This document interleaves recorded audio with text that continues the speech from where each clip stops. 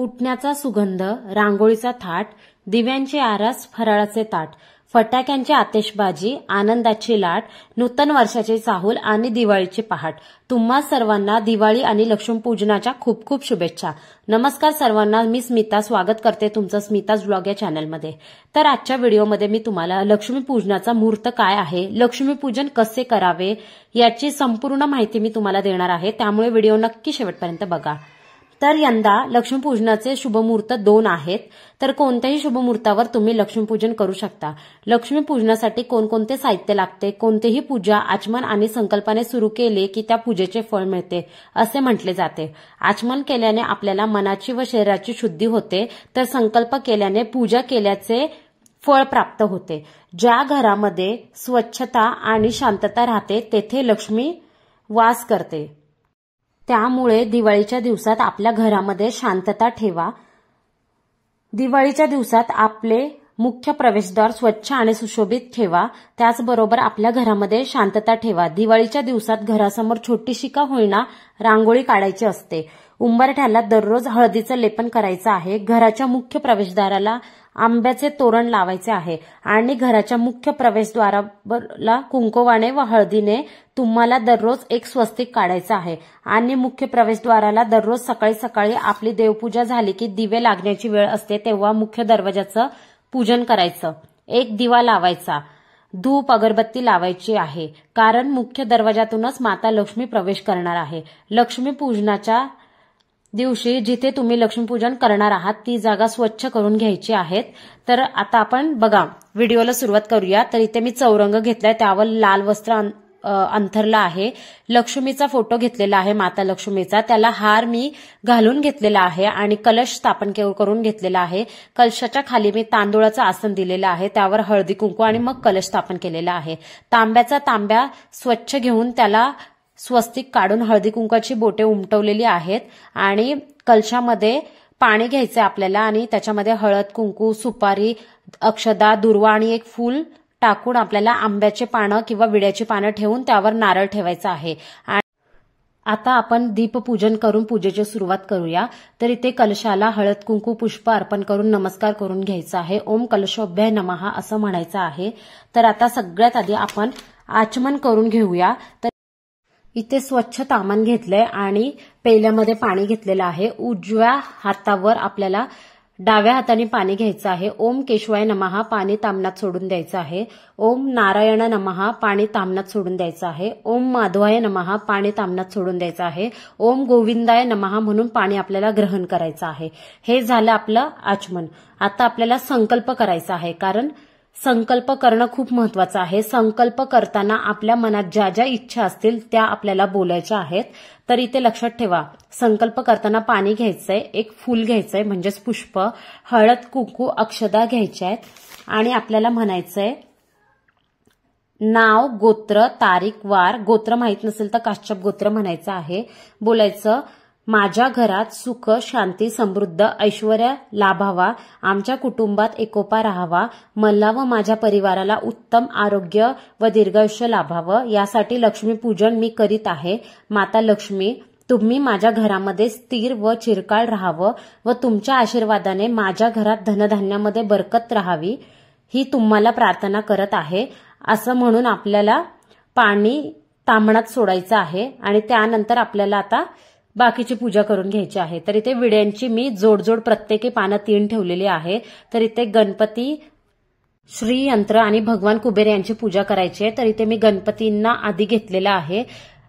तर इथे थोडंसं तामणामध्ये अक्षदा घ्यायच्या. गणपतींना आपल्याला अभिषेक घालायचा आहे. आधी स्वच्छ पाण्याने, दुधाने, त्यानंतर परत पाण्याने अभिषेक घालायचा आहे. ओम गणपते नमः हा मंत्र म्हणायचा. विड्याच्या पानावर आपण अक्षदा, हळदी कुंकू आधीच ठेवून घेतलं होतं. तर आता गणपती बाप्पांची स्थापना करायची आहे. ओम महागणपते नमः असं म्हणायचंय. त्यानंतर गणपती बाप्पांना हळद कुंकू आणि पुष्प वाहून घ्यायचं आहे. त्यानंतर इथे आपल्याला नंतर माता लक्ष्मी किंवा श्रीयंत्र असेल तुमच्याकडे त्याची सुद्धा पूजा करायची आहे आणि जर नसेल तुमच्याकडे तर मग आपल्याला त्याच्या स्वरूप सुपारी घ्यायची.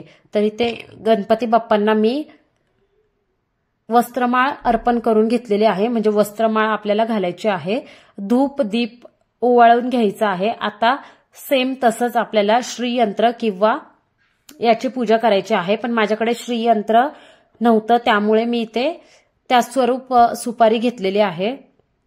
तर इथे बघा परत आपल्याला स्वच्छ पाण्याने दुधाने अभिषेक आणि परत स्वच्छ पाण्याने अभिषेक करायचा आहे।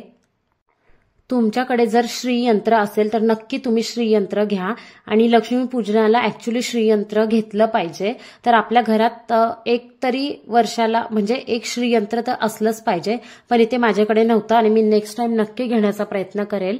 तर इथे आपल्याला श्रीयंत्र किंवा लक्ष्मी स्वरूप आपल्याला स्थापन करून घ्यायचे आहे, तर मी त्या स्वरूप सुपारी ठेवलेली आहे। आता लक्ष्मी सोबतच आपल्याला कुबेरांची सुद्धा स्थापना करून घ्यायची आहे। तर इथे कुबेर स्वरूप मी अजून एक सुपारी घेतलेली आहे। तर इथे बघा श्रीयंत्र किंवा लक्ष्मी स्वरूप आपण वस्त्रमाळ अर्पण करून घेऊया। ह्या वस्त्रमाळ मी घरीच बनवल्या होत्या। पुष्प आपल्याला अर्पण करून घ्यायचं आहे। तर इथे मी लाल पुष्प अर्पण करून घेतलेलं आहे। धूप दीप दाखवून नमस्कार करून घ्यायचा आहे। आता परत आपल्याला भगवान कुबेर यांना अभिषेक घालून घ्यायचा आहे। तर भगवान कुबेर स्वरूप मी इथे सुपारी घेतलेली आहे। अक्षदा घ्यायच्यात तांबणात मध्ये, त्यानंतर इथे स्वच्छ पाण्याने स्वच्छ दुधाने आणि परत पाण्याने अभिषेक घालायचा आहे।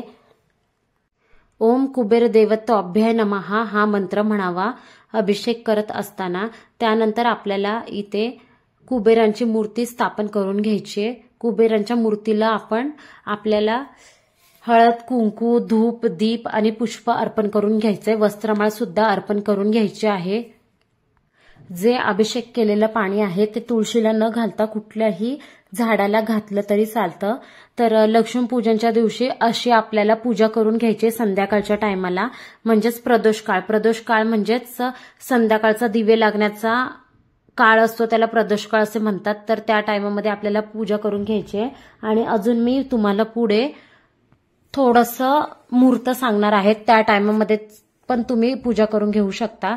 तर अशा प्रकारे गणपती बाप्पा त्यानंतर लक्ष्मी किंवा श्रीयंत्र आणि कुबेर यांना अभिषेक करून घेतलेला आहे। आता माता लक्ष्मीच्या फोटोला आपल्याला तुळशीने पाणी शिंपडायचं आहे आणि त्यांची सुद्धा माता लक्ष्मीला हळद कुंकू पुष्प अर्पण करून घ्यायचंय। तर मी इथे माता लक्ष्मीच्या प्रतिमेला हार घालून घेतलेला आहे। नमस्कार करून घ्यायचे आपल्याला माता लक्ष्मीच्या मूर्तींना। त्यानंतर इथे आपल्याला लक्ष्मीपूजनच्या दिवशी इथे मी छोटंसं डेकोरेशन करून घेतलेलं आहे पैशांचं। तर तुम्ही बघू शकता इथे मी छोटंसं कॉईनचं डेकोरेशन केलंय। आवडलं का नाही नक्की सांगा कॉमेंटमध्ये तुम्हाला। आणि इथे आपल्याला त्या दिवशी झाडूची पूजा करायची असते, केरसुणीची, कारण ते सुद्धा माता लक्ष्मीचं स्वरूप आहे असं मानलं जातं। तर केरसुणी ही आपल्याला दरवाजातून घरामध्ये आणायची आहे, म्हणजे माता लक्ष्मी साक्षात प्रवेश करते अशा हिशोबाने आपल्याला केरसुणी दरवाजातून आपल्याला घरामध्ये आणायची आहे आणि मग इथे पूजा करायची आहे। हळद कुंकू पुष्प अर्पण करायचं आहे।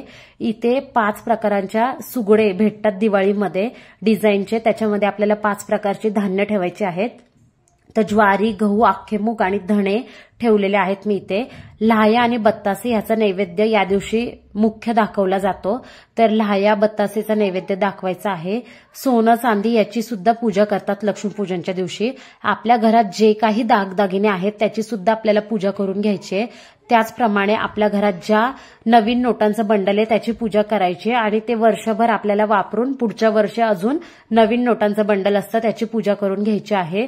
आकर्षक रंगसंगतीचे रांगोळी आपल्याला इथे काढून घ्यायची आहे।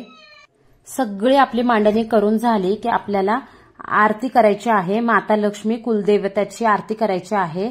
तर तुम्हाला आता मी मुहूर्त सांगते इथे। तर या वर्षी अमावस्या ही 2 दिवसा आल्यामुळे नेमकं लक्ष्मीपूजन कधी करावं हा प्रश्न तुम्हाला पडत असेल तर चला अमावस्या तिथी ही कधी सुरू होत आहे कधी संपत आहे हे तुम्हाला अगोदर सांगते। अमावस्या 20 ऑक्टोबर 2025 रोजी वार सोमवार या दिवशी दुपारी 3:44 सुरू होत आहे आणि दुसऱ्या दिवशी म्हणजेच 21 ऑक्टोबर रोजी वार मंगळवार या दिवशी सायंकाळी 5:54 संपत आहे। लक्ष्मीपूजन हे नेहमी अमावस्या तिथीला करतो, तर तुम्ही 20 तारखेला लक्ष्मीपूजन करू शकता। तुमची इच्छा असेल तर तुम्ही 2 दिवस सुद्धा लक्ष्मीपूजन करू शकतात, पण लक्ष्मी पूजनचा शुभ मुहूर्त आहे 20 ऑक्टोबर रोजी सायंकाळी 7:08 ते 8:18 आहे आणि दुसऱ्या दिवशी 21 ऑक्टोबर रोजी सुद्धा तुम्ही लक्ष्मी पूजन करू शकता। व्हिडिओ कसा वाटला कमेंट करून नक्की सांगा। या दिवशी आपल्याला दिवे प्रज्वलित करायचे असतात। प्रत्येक दिवाळीला नवीन मातीचे का होईना 5-6 पंत्या तरी आणाव्यात आणि त्या लक्ष्मीपूजनच्या दिवशी लावाव्यात नवीन। तर इथे बघा अशा प्रकारे मी पूजा केलेली आहे। व्हिडिओ कसा वाटला कमेंट करून सांगा आणि तुम्ही सुद्धा अशीच लक्ष्मीपूजनची पूजा नक्की करा। परत एकदा तुम्हाला आणि तुमच्या परिवाराला दिवाळीच्या खूप खूप शुभेच्छा।